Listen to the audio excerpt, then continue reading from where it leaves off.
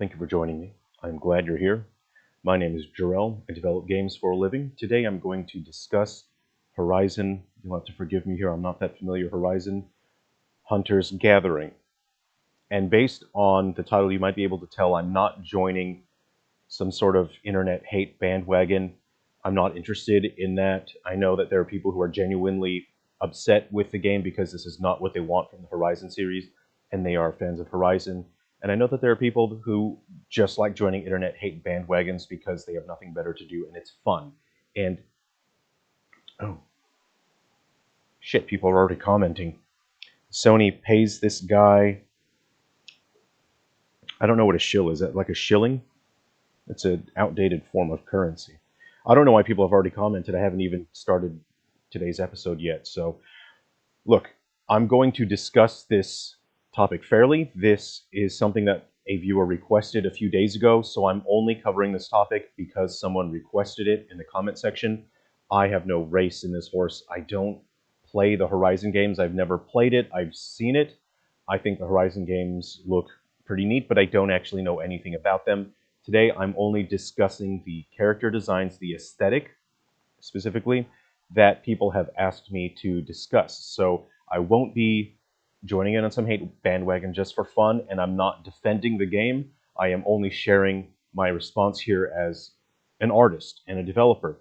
So something that I noticed right off the bat is that the cinematics have quite a consistent visual style with the gameplay, and I find that commendable because it's not always practical or feasible to have an aesthetic that is consistent between the cinematics and the in-game visuals. Take, for example, the original Final Fantasy VII. The disparity between the cinematics and the in-game visuals is multiple oceans wide. What I really like here about the visuals, the aesthetic here, and this is interesting to me, is the rim lighting and the choice of color temperature. Color temperature describes the lighting here. So if we take a look at the character here, we have rim lighting. This is lighting that is not necessarily an actual physical lighting source. It can be part of the shader. And the shader is a part of the program that tells a renderer or the game engine or the game console, it tells that how a piece of geometry should be rendered. All of this is geometry. So when I say geometry, I'm referring to the 3D models. What is interesting to me is the color temperature here. This tells me that these artists have they have understanding and they are competent when it comes to visual communication. You have a colder color temperature here. Look how this is just a solid blue here.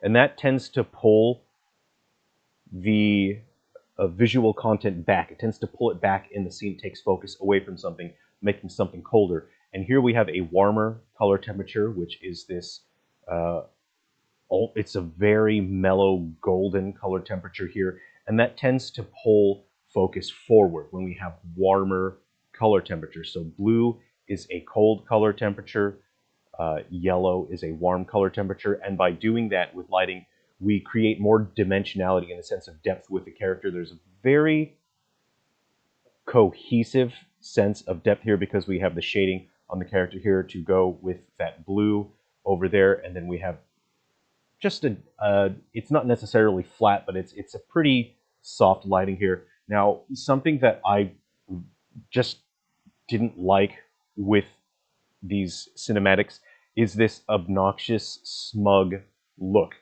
You see this in animated movies, and it's just this sort of, I'm a young, hip teen, look at my attitude, but all the characters at some point had this obnoxious, arrogant smirk, and it's pretty irritating. It was off-putting to me, and I think if you are a young person, if you are a teenager, something like this probably appeals to you, and it's like, oh, hip, and look how much attitude these characters have. As an adult, for me, it's a bit off-putting, but this product is not for me. I think this is for younger people. I do understand this is the character from the games here, and I've seen discussions from people that are not happy that instead of getting the typical aesthetic of Horizon, which is very pleasant, it's hyper-realistic, and it I have seen the games, and they look great. And this is so far removed from the identity of Horizon that people have had a negative reaction. Now, when you have an intellectual property, when you have a brand, you have a responsibility to maintain the identity of your brand and your product to your paying customers, the customers who allow you to conduct your business, who support you financially. You have a responsibility to produce something along the lines that is consistent with your brand. And this product is not consistent with the brand of Horizon. Again, I'm not super familiar, but I have seen that Horizon has hyper-realistic graphics that people find very pleasant. I don't know if there's something in the games where suddenly it turns cartoony in the middle. I would assume that's not the case because people are not very happy with this cartoony look. People have asked me, what do you think of it? It looks like a DreamWorks kids movie, and I feel that may be the wrong approach to take when it comes to this intellectual property, Horizon. Here's this obnoxious smug smirk. Again, we'll put a, I don't know, I don't have an editor. I know actual real YouTubers have an editor and they'll say things like, editor, put a smirk counter, put a smug counter, ding, ding, smug counter, ding.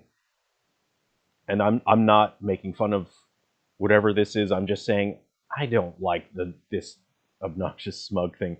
Okay, so this is a character that I think looks pretty cool. The designs in this are coherent. Now, unlike what was the game? I already forgot it. You guard high guard. So unlike high guard, those designs were very, very busy, too busy. And what I see from the actual core visuals of high guard is that there likely were multiple character designers, and the character designers, at least one or whatever, working on high guard. Again, I don't want to insult that development team. There were character designers working on that team who do not possess competence when it comes to visual expression and character design. They do not understand evocation. They do not understand internal logic. And it's so frustrating because I can see that there are strong developers that worked on High Guard, and they had team members that were an albatross that were just so weak when it comes to doing what they are paid to do. I do not see that problem here. The character designs are coherent. They visually say something, not just from a literal sense. When you convey something in terms of art, you are saying something literal. But then beyond whatever you are expressing literally, you are conveying something through implication. For example, this character here has all materials that seem to be sort of put together. He doesn't have any harsh metals beyond what is here on his forearm and his chest, and everything seems to be natural, connected to the natural world. There are furs here. There appears to be large stitching. Now, this is not literal. They're not literally saying that the stitching here is massive and giant. They are implying that there is stitching there to put all the clothes together. And in this style where the characters can be farther from the camera, the designers have chosen to make the stitching larger to make it more expressive so people can see that this is stitching. Otherwise, the details would be lost. This to me tells me that these are very competent character designers, very competent artists and modelers who understand that. But through this, they are implying this character is connected to the natural world. We can infer that. You see the fur that drapes over the character's shoulder. There is a layer of fur underneath this tunic. They're implying that this character is connected to the natural world. They are implying that maybe he repairs or makes the clothes himself. So there are things that we can understand about a character through more subtle visual clues. I do like the color choices here, and characters who have darker skin are just harder to assign color palettes to because and this is not a racist thing. Characters with darker skin tones generally they can clash with other colors in a way that characters with lighter skin tones don't really have that problem. And that's because we have a strong midtone for our color skin. You might not believe me, but I actually understand what that's like having a middle tone for your colors. And when you have a mid-tone for your skin color, it means that the other colors that you have to pick, generally they cannot be mid-tones that are similar or they'll clash and they won't look right. A darker hair color was the right call. You have this sort of streak of gray here, which is a good call. But if we have a look at this streak of gray here, it actually is pretty similar to this here. So we have visual cohesion with the colors, and then we have a deeper, darker blue, which is good to see here. And that blue, you see that represented. Let me go ahead and clean that up. So we have this darker blue here as a darker tone, which doesn't clash with the skin tone. It almost does, but they did just a fine job making sure it doesn't clash. You have that blue present here, here, here. We have visual cohesion, which is good to see. We have the shoes, which are similar to the skin tone, and the shoes. And the yellow here, even though this isn't the same color, the yellow of the pants, it has a similar tone here. So we have some cohesion on the arms, and then it also matches. This is light. This is much lighter. This is a highlight, so that doesn't necessarily match there. But we have the highlights here, here, and here, and it gives good visual flow. To me, this tells me they understand the character movement. This is such a strong design. I quite like this design. Cool character. I do archery, so I'm probably biased a little bit for archery characters. What are you going to do? Next, we'll take a look at this character. Very, very simple design. I do quite like the hair, probably because it reminds me of Splat from Skylanders, and I'm a big Skylanders guy. Um, it's very simple, and there's nothing wrong with simple as long as the design is interesting. We have an exposed midriff section back in the early 2000s when I was in high school. This absolutely would not have been allowed. So this character is being sent to the office, and they are going to make her wear her school uniform throughout the rest of the day. They're going to make her put her PE shirt on because you cannot be going to class like that. Okay, now we have this sash here, which you can't see the red highlight there, and it really matches the hair here, which is a strong choice. Great, that's great. Great cohesion with the color palette there. Now we have trim on the shirt. It's not really a shirt. This is like a tank top, a tight top. We have this bright yellow pants, but also a gold trim there. And this is an interesting choice. I'm not sure if it's just the lighting, but the gold trim here is not the same as the trim here. It's actually more similar to the yellow of the pants, which is a strong choice, gives us visual cohesion. Very great to see that. I believe we have some asymmetry here, and asymmetry is excellent because it helps characters pop and look interesting. It's eye-catching. It's the same reason why many marketing many companies will use the letter K instead of C. Our brain identifies it as, hey, there's something a little bit wrong, so we pay more attention to it, and it just makes something look interesting. Mortal Kombat, if you will.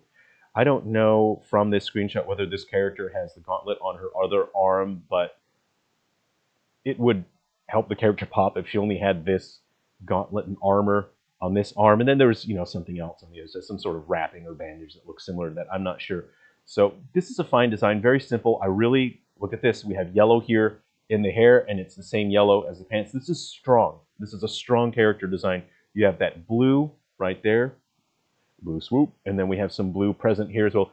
Simple design, strong. It's just, this conveys that these artists know what they're doing, and they're not, I'm trying to say this as respectfully as possible. There are artists, especially the ones that worked on Highguard and other games that I don't want to make fun of. They're subconsciously, these characters are, the artists are not actually confident, not genuinely deeply confident, and they have like a little boy syndrome, and they have to show off. Look at all the details I can put on this character. That is an incompetent artist who is subconsciously insecure. And what I see from Highguard is insecure character development on many of the characters. This is the exact opposite of an insecure character designer. This is a designer who knows what they're doing, has been working for a long time, and knows that they don't have to shove all the details in to try and make a character look good or interesting. This is the opposite of insecure. It's the opposite of Highguard. I like seeing character designs like this because they're interesting to look at and they're not tryhards. This character is quite typical of your ninja character. Nothing wrong with that. I did notice something very cool about the animation. I didn't take screenshots of it, but when I watched the trailer, when you pause at certain frames, you actually see the sword bending. When you pause it, the sword bends. There are certain frames where a character, her arm exists in multiple places at once. It looks like she has 2 or 3 arms, like Tien Shinhan. And that is so cool from an animation perspective because they are using more traditional animation techniques that are generally would be 2D. And it makes the 3D animation, it makes it pop and look alive. This was well animated. Great use of rim lighting here. This is a situation where, say, for example, this leg could really disappear and blend in with her garment here, but the rim lighting, the characters, and they frame this specifically. You know, this is not something they achieved by accident, which is something that we see from Highguard. The lighting in Highguard was quite weak. There wasn't strong understanding or directing for lighting. I'm not here to bag on Highguard, all right? But this lighting is so strong that it helps that pop, and it helps communicate the shape of that character's leg. It helps it stop from blending in there. Great use of that. There's a strong understanding of 2D art and animation here, so really cool. There's not that much. It's a very subtle character, and it's tough to make characters like these pop visually in terms of dynamic contrast because the character has to be, their tones have to be subtle and darker. And then again, that is something that we can infer from the characters. This is a stealth-based character. We understand that from the subdued color palette. We do have hair that sort of drapes onto the top garment, but then we have some purple here, and then there is some degree of visual contrast through the use of horizontal lines. It kind of looks like wrapping, or the garment is sort of, you know, wrinkled, or what have you. Whatever reasoning is, it catches the light in an interesting way, and it helps the character pop, and it stops the character from just looking flat and dull. If this garment here had the same texture as that up there, it would just look more flat, and it would not be that interesting. I think there are streaks in that character's hair as well, like the previous one. All in all, a decent design. It's not super interesting to me, but the groin cloth here, there are layers to it, which, okay, no, I give them more credit now. I do like the trim on the groin cloth, and I like the layers. Let's have a look here. So we have this larger piece here that extends down lowest. Would be layer 1. We have layer 2. This technically is layer 3 and layer 4. Now that's 4 layers, and then on top of that is layer 5. Now, when we took a look at Highguard, there were 5 layers or so, but they were not implemented well. They were so sloppy, and they were shoved in there just to show more detail, more. If we have a look at this, there is visual cohesion because this component here is basically the same component here, just repeated.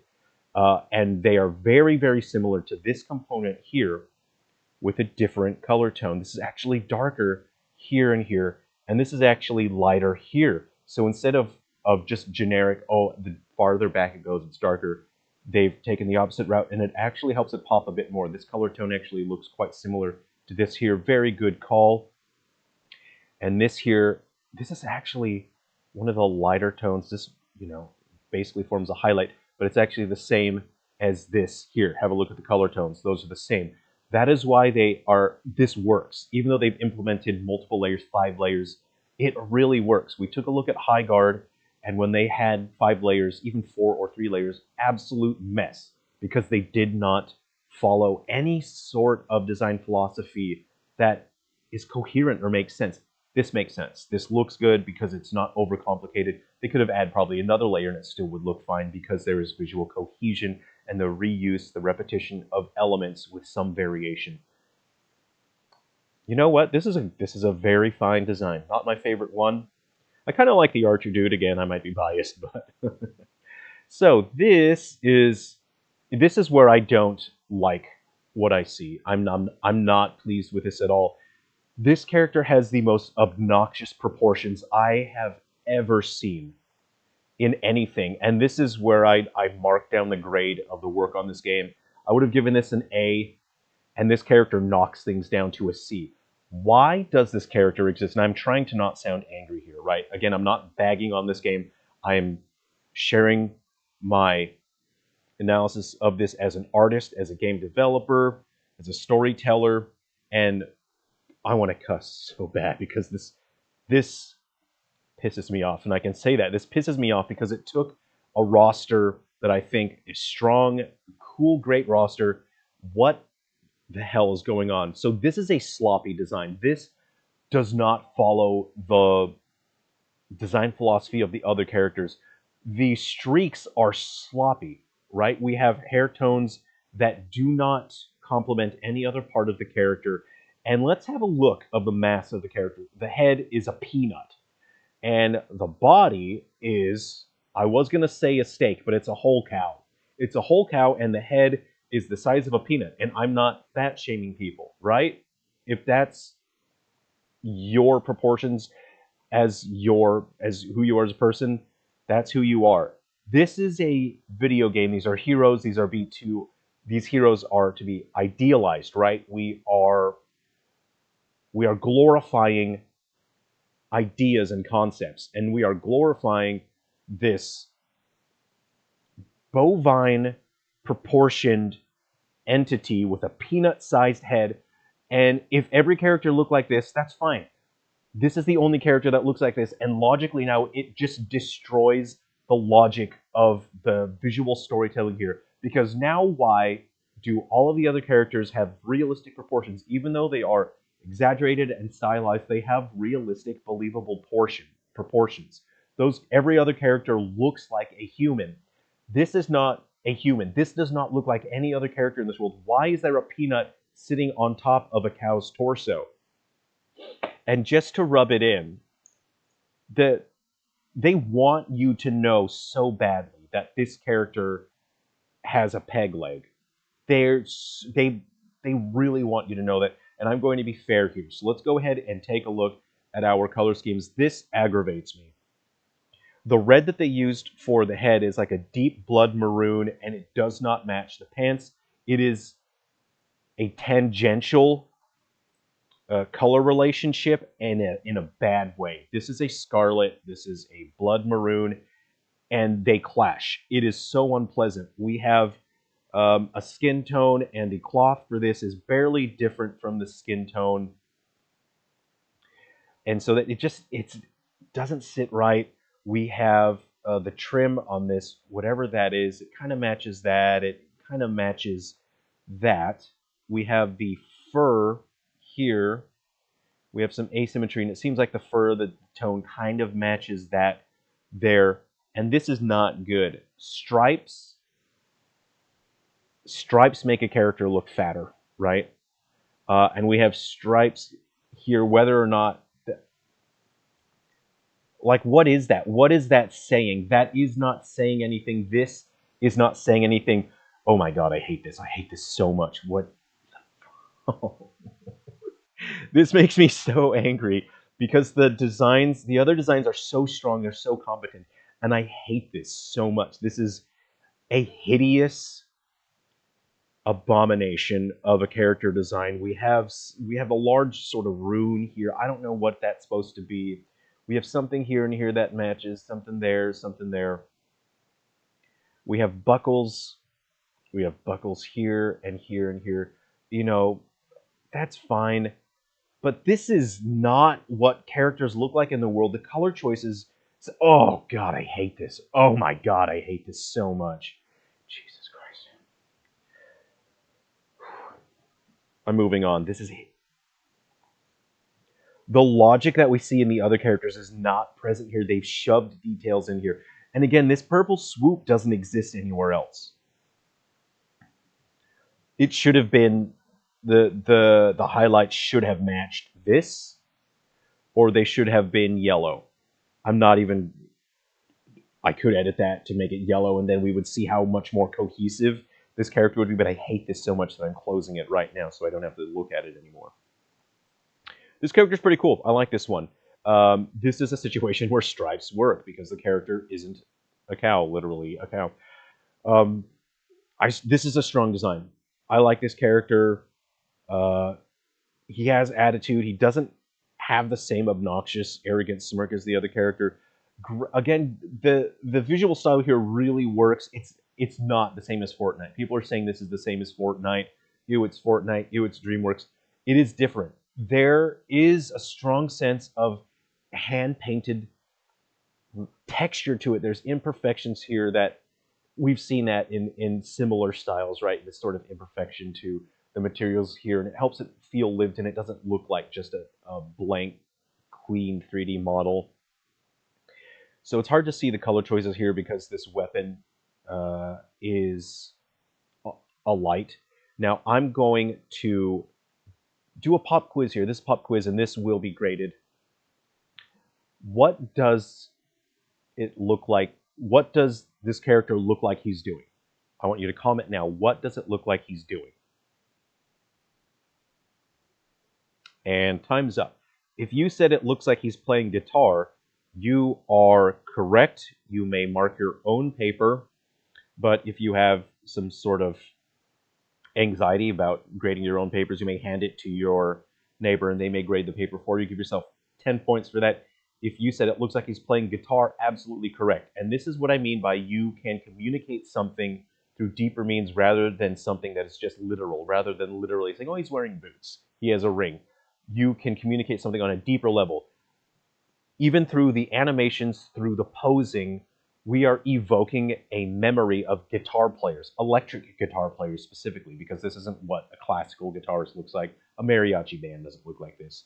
So we are evoking the memory of something that we all understand. Culturally, we have a shared cultural memory, and that is something that you have to understand as an artist, is that you can evoke shared cultural experiences and memories. What they've done here is they've evoked the memory of a rock and roller. And what do we think of when we think of rock and rollers? We think of bombastic, charismatic performances, attitude, strength, power, confidence. That is what you can infer from this character, from his posing, from the animation. It looks like he's playing a guitar, an electric guitar. Strong storytelling, strong use of evocation. They really know what they're doing, but we still have a connection to the natural world with the wolf fur or whatever animal. There wasn't a reason for me to say wolf fur. It's just fur. The fur matches the hair. We have asymmetry with this shower curtain ring. We have a larger shower curtain ring here, smaller shower curtain ring there. I tried to keep a straight face while saying that, but I couldn't. And, we have the use of what looks like a leather strap holding that in place, Strong asymmetry. We have, I'm not sure what that is. Maybe that's a little armor on the hip there. We have a sash that flows. So the color of the sash is a turquoise. I'm not sure if we see that anywhere else. We have turquoise there, but we have the turquoise on the ring there, and likely it appears somewhere else. Let's go ahead and see. We have the materials. This is, I'm sure that's meant to be metal. We have metal here, so we have cohesion. We have distribution of our materials, our textiles. That looks great. Let's see. Let's take a look at the trim on the boots here. Cool structure for the boots. It makes the boots look interesting that they are formed in components. Have a look at the visual flow. This is strong visual storytelling. These are strong character designers. So here we go. Look at the visual flow from that. That's just, I'll do a better job, Ooh, yeah. It's cool. This is good. And the boots, the form of the boots, we have a shower curtain ring there. I'm trying to keep a straight face when I say that, but I can't do it that day. Can't. All right, you know what? Cool, cool, cool, cool. The visual stripes. I think they chose the visual stripes. Very, very similar tones, but that's acceptable in this situation, because the characters actually has quite subtle palette, and so that helps break up the visual monotony. It follows the design philosophy of breaking the line in terms of if that was just a flat purple, it would look quite dull. An insecure artist would have just put a bunch of stuff on there, more layers, as we saw with Highguard. Insecure character designers. This is confident character design. Instead of just adding a bunch of stuff onto it. Stripes, that'll do it. These are strong characters. These are cinematics. Now, normally you would say, take a look at the in-game models instead. Don't just look at the in-game or the cinematics. Well, you know what? The in-game graphics are gorgeous. They have consistent rim lighting, even though it's not exactly the same. It seems to be a single source. It's strongest on these characters, strongest on the hair, there to help it really stand out. It's not exact. You know, we have, well, the lighting here is very dynamic, right?